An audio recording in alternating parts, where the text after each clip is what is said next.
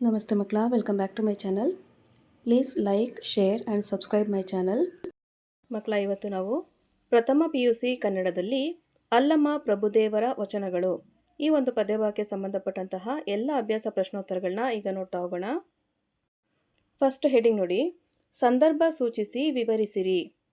ಸಂದರ್ಭ 1, ಬಂಡಿಯ ಹೊಡೆವವರೇಬರು ಮಾನಿಸರು. ಆಯ್ಕೆ, ಈ ವಾಕ್ಯವನ್ನು ಅಲ್ಲಮ ಪ್ರಭುವಿನ ವಚನಗಳಿಂದ ಆರಿಸಲಾಗಿದೆ. ಸಂದರ್ಭ, ವಚನಕಾರ ಪಂಚೇಂದ್ರಿಯಗಳ ಕುರಿತಾಗಿ ವಿವರಿಸುವ ಸಂದರ್ಭ ಇದಾಗಿದೆ. ವಿವರಣೆ, ಅಲ್ಲಮನು ಪಂಚೇಂದ್ರಿಯಗಳನ್ನೇ ದೇಹವೆಂಬ ಬಂಡಿಯ ಚಾಲಕರು ಎಂದು ಕರೆದಿದ್ದಾನೆ. ಪಂಚೇಂದ್ರಿಯಗಳು ತಮ್ಮ ಕಾರ್ಯಗಳಿಗೆ ಅನುಸಾರವಾಗಿ ನಮ್ಮನ್ನು ಸೆಳೆಯುತ್ತವೆ. ಅವುಗಳನ್ನು ಹಿಡಿತದಲ್ಲಿಟ್ಟು ಮನಸ್ಸನ್ನು ಶಿವನಲ್ಲಿ ಕೇಂದ್ರೀಕರಿಸದಿದ್ದರೆ ಈ ದೇಹವೆಂಬುದು ಅಚ್ಚುಮುರಿದ ಬಂಡಿಯಂತೆ ಆಗುವುದು ಎನ್ನುತ್ತಾ ಈ ಮೇಲಿನಂತೆ ಹೇಳುತ್ತಾನೆ. ಸಂದರ್ಭ 2, ಮೆಳೆ ಭಕ್ತನೇ ಇಟ್ಬಾತ ಗುರುವೇ. ಆಯ್ಕೆ, ಈ ವಾಕ್ಯವನ್ನು ಅಲ್ಲಮ ಪ್ರಭುವಿನ ವಚನಗಳಿಂದ ಆರಿಸಲಾಗಿದೆ. ಸಂದರ್ಭ, ಭಕ್ತಿ ಮುಖ್ಯವೇ ಹೊರತು ಆಚರಣೆಯಲ್ಲ ಎಂದು ವಿವರಿಸುವ ಸಂದರ್ಭ ಇದಾಗಿದೆ. ವಿವರಣೆ, ಹಸಿವಾದಾಗ ಅನ್ನ ತಿನ್ನಬೇಕೇ ಹೊರತು ಅನ್ನದ ಗಂಟನ್ನು ಹೊಟ್ಟೆಯ ಮೇಲೆ ಕಟ್ಟಿದರೆ ಹಸಿವು ಇಂಗುವುದಿಲ್ಲ. ಹಾಗೆಯೇ ಶಿವಭಕ್ತನಲ್ಲಿ ತನ್ನನ್ನು ತಾನು ಮೆರೆಯಬೇಕೇ ಹೊರತು ಲಿಂಗವನ್ನು ಕಟ್ಟಿಕೊಂಡು ಮೆರೆಯುವುದಿಲ್ಲ. ಈ ರೀತಿ ಲಿಂಗ ಧರಿಸಿ ಮೆರೆಯುವವನಿಗೆ ನೀನು ಭಕ್ತನೇ ಎಂದು, ಲಿಂಗದೀಕ್ಷೆ ಕೊಡುವ ಗುರುವಿಗೂ ನೀನು ಗುರುವೇ ಎಂದು, ಕಟ್ಟಿಕೊಂಡ ಕಲ್ಲಿಗೂ ಇದು ಲಿಂಗವೇ ಎಂದು ಪ್ರಶ್ನಿಸುತ್ತಾ ಈ ಮೇಲಿನಂತೆ ಹೇಳುತ್ತಾನೆ. ಸಂದರ್ಭ 3, ನೀ ದೇವನಾದಡೆ ಎನ್ನನೇಕೆ ಸಲಹೆ. ಆಯ್ಕೆ, ಈ ವಾಕ್ಯವನ್ನು ಅಲ್ಲಮ ಪ್ರಭುವಿನ ವಚನಗಳಿಂದ ಆರಿಸಲಾಗಿದೆ. ಸಂದರ್ಭ, ವಚನಕಾರ ದೇವರನ್ನು ಪ್ರಶ್ನಿಸುವ ಸಂದರ್ಭ ಇದಾಗಿದೆ. ವಿವರಣೆ, ಯಾರು ಹಸಿದಾಗ ಅನ್ನವನ್ನು ಕೊಟ್ಟು ಬಾಯಾರಿದಾಗ ಬೊಗಸೆ ನೀರನ್ನು ನೀಡುತ್ತಾರೋ ಅವರು ದೈವ ಸಮಾನರು ಅಥವಾ ದೇವರು ಎಂದು ಹೇಳುವ ಅಲ್ಲಮ ಪ್ರಭು, ನಾನು ಅನ್ನವನ್ನು ನೀರನ್ನು ನೀಡುತ್ತಿರುವುದರಿಂದ ನಾನೇ ದೇವರು ಎಂದು ಹೇಳುತ್ತಾ ನೀನು ದೇವನಾಗಿದ್ದರೆ ಎನ್ನನ್ನು ಏಕೆ ಸಲಹುತ್ತಿಲ್ಲ ಎಂದು ದೇವರನ್ನೇ ಕೇಳುತ್ತಾನೆ. ನೆಕ್ಸ್ಟ್ ಹೆಡಿಂಗ್ ನೋಡಿ ಮಕ್ಕಳ, ಒಂದು ವಾಕ್ಯದಲ್ಲಿ ಉತ್ತರಿಸಿ. ಪ್ರಶ್ನೆ 1, ಅಲ್ಲಮ ಪ್ರಭುವಿನ ಅಂಕಿತ ಯಾವುದು? ಉತ್ತರ, ಗುಹೇಶ್ವರ ಎಂಬುದು ಅಲ್ಲಮ ಪ್ರಭುವಿನ ಅಂಕಿತವಾಗಿದೆ. ಪ್ರಶ್ನೆ 2, ಕಾಲುಗಳನ್ನು ಯಾವುದಕ್ಕೆ ಹೋಲಿಸಲಾಗಿದೆ? ಉತ್ತರ, ಕಾಲುಗಳನ್ನು ಗಾಲಿಗೆ ಹೋಲಿಸಲಾಗಿದೆ. ಪ್ರಶ್ನೆ 3, ದೇಹವೆಂಬುದು ಏನು? ಉತ್ತರ, ದೇಹವೆಂಬುದನ್ನು ತುಂಬಿದ ಬಂಡಿ ಎಂದು ಅಲ್ಲಮ ಪ್ರಭು ಕರೆದಿದ್ದಾನೆ. ಪ್ರಶ್ನೆ 4, ಕಟೋಗರದ ಮೊಟ್ಟೆಯನ್ನು ಎಲ್ಲಿ ಕಟ್ಟಲಾಗಿದೆ? ಉತ್ತರ, ಕಟೋಗರದ ಮೊಟ್ಟೆಯನ್ನು ಹೊಟ್ಟೆಯ ಮೇಲೆ ಕಟ್ಟಲಾಗಿದೆ. ಪ್ರಶ್ನೆ 5, ಇಟ್ಟ ಕಲ್ಲು ಎಲ್ಲಿ ಸಿಕ್ಕರೆ ಲಿಂಗವೆಂದು ಕೇಳುತ್ತಾನೆ? ಉತ್ತರ, ಇಟ್ಟ ಕಲ್ಲು ಪೊದೆಯ ಮೇಲೆ ಸಿಕ್ಕರೆ ಲಿಂಗವೇ ಎಂದು ಕೇಳುತ್ತಾನೆ. ಪ್ರಶ್ನೆ 6, ಹಸಿದಾಗ ಏನನ್ನು ನೀಡಬೇಕೆಂದು ಅಲ್ಲಮ ಹೇಳುತ್ತಾನೆ? ಉತ್ತರ, ಹಸಿದಾಗ ಒಂದು ತುತ್ತು ಅನ್ನವನ್ನು ನೀಡಬೇಕೆಂದು ಅಲ್ಲಮ ಹೇಳುತ್ತಾನೆ. ನೆಕ್ಸ್ಟ್ ಹೆಡಿಂಗ್ ನೋಡಿ ಮಕ್ಕಳ, 2-3 ವಾಕ್ಯದಲ್ಲಿ ಉತ್ತರಿಸಿ.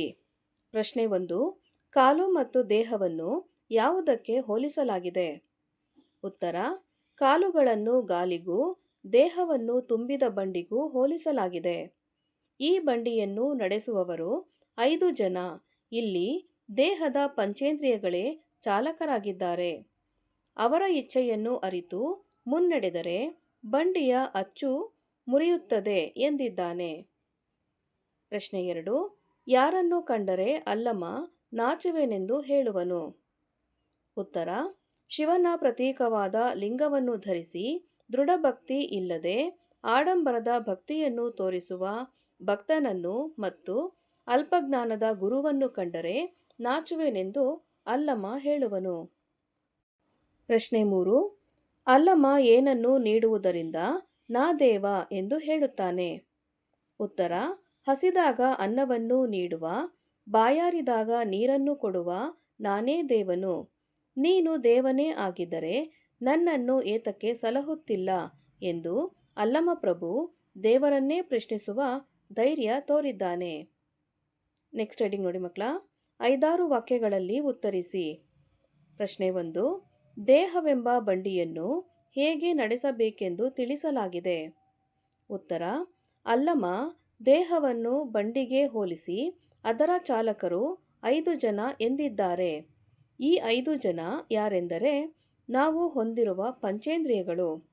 ಇವುಗಳಲ್ಲಿ ಕಣ್ಣು ಕಾಣುವ ಕಾಯಕವನ್ನು, ಕಿವಿ ಕೇಳುವ ಗುಣವನ್ನು, ಮೂಗು ಸುಗಂಧವನ್ನು ಅಘ್ರಾಣಿಸುವ, ನಾಲಿಗೆ ಸವಿ ನೋಡುವ ಮತ್ತು ಚರ್ಮ ಹಿತವಾದುದನ್ನು ಸ್ಪರ್ಶಿಸುವ ಕಾರ್ಯವನ್ನು ಮಾಡುತ್ತವೆ.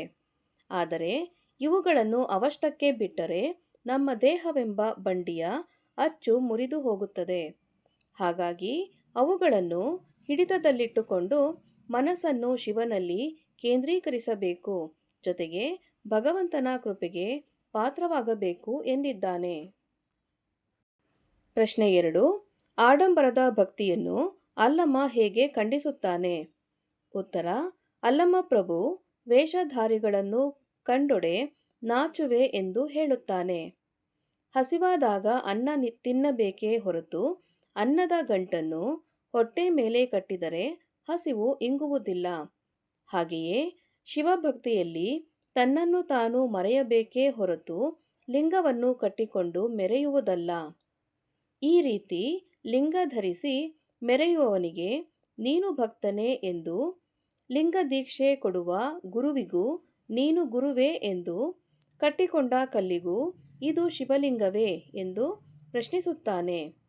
ಭಕ್ತಿ ಮುಖ್ಯವೇ ಹೊರತು ಆಚರಣೆಯಲ್ಲ ಎಂಬುದು ಅಲ್ಲಮನ ಮನೋಭಾವ.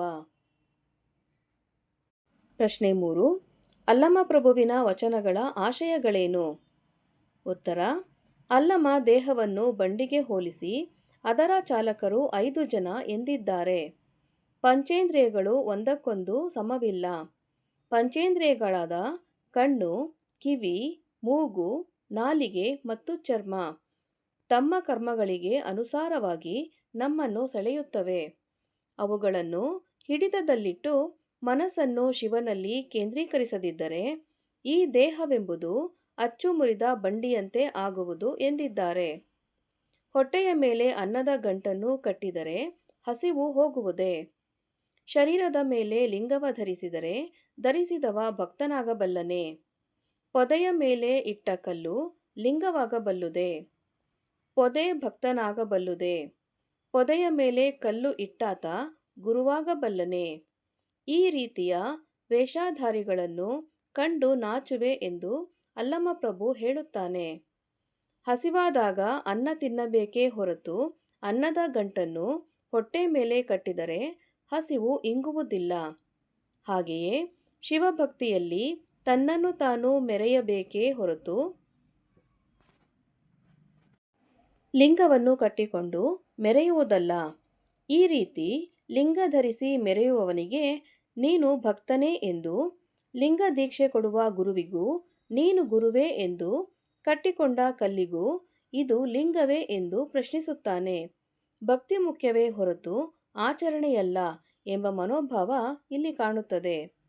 ಯಾರು ಹಸಿದಾಗ ಅನ್ನವನ್ನು ಕೊಟ್ಟು ಬಾಯಾರಿದಾಗ ಬೊಗಸೆ ನೀರನ್ನು ನೀಡುತ್ತಾರೋ ಅವರು ದೈವ ಸಮಾನ ಅಥವಾ ದೇವರು ಎಂದು ಹೇಳುವ ಅಲ್ಲಮಪ್ರಭು ನಾನು ಅನ್ನವನ್ನು ನೀರನ್ನು ನೀಡುತ್ತಿರುವುದರಿಂದ ನಾನೇ ದೇವರು ಎಂದು ಹೇಳುತ್ತಾ ನೀನು ದೇವನಾಗಿದ್ದರೆ ಎನ್ನನ್ನು ಏಕೆ ಸಲಹುತ್ತಿಲ್ಲ ಎಂದು ಕೇಳುತ್ತಾನೆ. ಮಕ್ಕಳ, ಇಲ್ಲಿಗೆ ಪ್ರಥಮ PUC ಕನ್ನಡದಲ್ಲಿ ಅಲ್ಲಮ ಪ್ರಭುದೇವರ ವಚನಗಳು ಈ ಒಂದು ಪದ್ಯಭಾಗಕ್ಕೆ ಸಂಬಂಧಪಟ್ಟಂತಹ ಎಲ್ಲ ಅಭ್ಯಾಸ ಪ್ರಶ್ನೋತ್ತರಗಳು ಮುಕ್ತಾಯಗೊಂಡಿವೆ. ಈ ವಿಡಿಯೋ ನಿಮಗೆ ಇಷ್ಟ ಆದಲ್ಲಿ ದಯವಿಟ್ಟು ನಮ್ಮ ಚಾನಲ್ನ ಲೈಕ್ ಮಾಡಿ, ಶೇರ್ ಮಾಡಿ, ಸಬ್ಸ್ಕ್ರೈಬ್ ಮಾಡಿಕೊಂಡು ನಾವು ಹಾಕುವಂಥ ಎಲ್ಲ ವಿಡಿಯೋನ ನೋಡ್ತಾ ನಮ್ಮನ್ನು ಎನ್ಕರೇಜ್ ಮಾಡ್ತಾ ಹೋಗಿ ಮಕ್ಕಳ. Thank you for watching. Bye bye.